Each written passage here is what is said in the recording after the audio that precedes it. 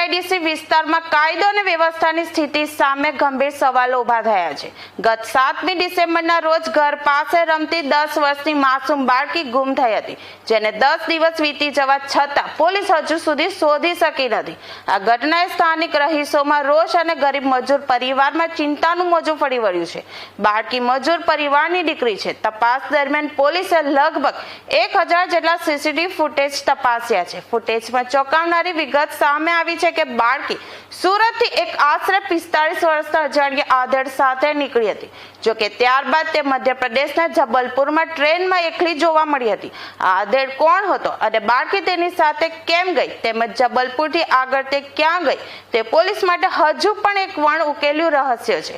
Sachin GIDC પોલીસની કાર્યશૈલી પર સવાલો એટલા માટે ઉઠી રહ્યા છે કે કારણ કે આ પહેલી ઘટના નથી। ગત ઓગસ્ટ મહિનામાં એક મહિલાના આપઘાત બાદ તેના 3 માસૂમ બાળકો ગુમ થયા હતા। તે બાળકોને શોધવામાં પણ પોલીસ હજુ સુધી નિષ્ફળ રહી છે। ઓગસ્ટથી અત્યાર સુધી 4 બાળકો ગુમ થવાની ઘટનાઓએ પોલીસની સક્રિયતા સામે મોટા પ્રશ્નાર્થ ચિહ્નો મુકાયા છે। સતત બાળકો ગુમ થવાની ઘટનાઓએ સચિન જીઆઈડીસી વિસ્તારમાં ભયનો માહોલ પેદા કર્યો છે। શું પોલીસ આ વખતે કોઈ નક્કર પરિણામ લાવશે કે પછી આ કેસ પણ ઓગસ્ટના કેસની જેમ વણ ઉકેલ્યો રહેશે તે જોવું રહ્યું। અત્રેના જીઆઈડીસી પોલીસ સ્ટેશન કે જે ડિવિઝન અને ઝોન 6 હેઠળ આવે છે, ત્યાં ગત તારીખ 7 ડિસેમ્બર 2024ના રોજ એક બાળકી કે જેનું નામ સ્વીટી છે, જે સવારે લગભગ 6:30ના સુમારે પોતાની માતાથી રિસાઈને ઘરેથી નીકળી ગઈ હતી। આ બાળકીના માતા પિતાએ પોતાના ઘર મોહલ્લા પાસે બાળકીની શોધખોળ કર્યા બાદ જે તે દિવસે મોડી સાંજે લગભગ 7-7:30 વાગ્યાના સુમારે તેઓ પોલીસ સ્ટેશન આવેલ હતા। એટલે કે લગભગ 12 કલાક બાદ તેઓ પોલીસ સ્ટેશન ખાતે રિપોર્ટ કરવામાં આવેલ હતા।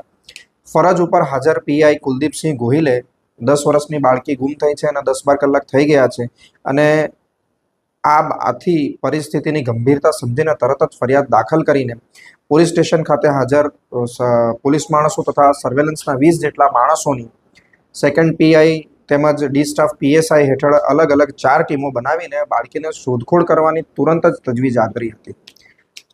ત્યારબાદના લગભગ 24 કલાકમાં 800 જેટલા કેમેરાઓ સર્ચ કર્યા બાદ કે જે સચિન જીઆઈડીસી, ઊન, ભેસ્તાન, ડિંડોલી, લિંબાયત, ઉધના વિસ્તારમાં આવેલા છે, આ વિસ્તારના લગભગ 800 જેટલા કેમેરા 4 ટીમો પાસે જોડાવ્યા, સુધાવ્યા બાદ ખબર પડી હતી કે બાળકી રેલવે સ્ટેશન પહોંચી હતી અલગ અલગ જગ્યાએ ફરીને, અને ત્યારબાદ ત્યાંથી આગળ એને શોધખોળ કરવાની કામગીરી હાથ ધરી હતી।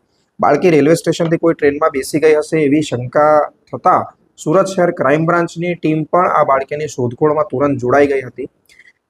રેલવે સ્ટેશનના લગભગ 150 જેટલા કેમેરા તપાસતા જાણવા મળ્યું હતું કે આ બાળકી ભૂસાવળ તરફ જતી ટ્રેનમાં બેસી ગઈ હતી।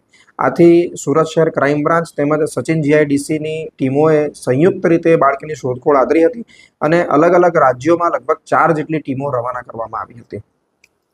આગળ જેમ જેમ અમે કેમેરા ચેક કરતા ગયા તેમ જણાયું હતું કે બાળકી અલગ અલગ રેલવે સ્ટેશને ઉતરતી હતી અને ફરી પાછી અન્ય કોઈ ટ્રેનમાં બેસી જતી હતી। આ પ્રમાણે અંતે બાળકી એક જગ્યાએ પ્રયાગરાજ જતી ટ્રેનમાં, જબલપુરથી પ્રયાગરાજ જતી ટ્રેનમાં બેસી ગઈ હતી। આથી એક ટીમને જે તે ટ્રેનમાં પ્રયાગરાજ તરફ રવાના કરવામાં આવી હતી। રસ્તામાં જે મોટા સ્ટેશનો આવતા હતા ત્યાં પોલીસની ટીમો કેમેરા ચેક કરતી હતી કે બાળકી જે તે રેલવે સ્ટેશને ઉતરી ગઈ છે કે નહીં, અને આ રીતે તપાસતા જણાયું હતું કે બાળકી અંતે જબલપુર ખાતે ઉતરી હતી। પરંતુ આ દિશામાં વધુ તપાસ કરવા માટે અમે એક ટીમ કટની કે જે મધ્યપ્રદેશમાં છે, એક ટીમ ઇટાસી અને એક ટીમ જબલપુર ખાતે રવાના કરી હતી। અંતે બાળકી જબલપુર ખાતે ટ્રેનમાંથી ઉતરી ગઈ છે અને અન્ય કોઈ ટ્રેનમાં ચઢી નથી એવું જણાતા જબલપુર ખાતે લગભગ 3 જેટલી ટીમો અત્યારે હાજર છે।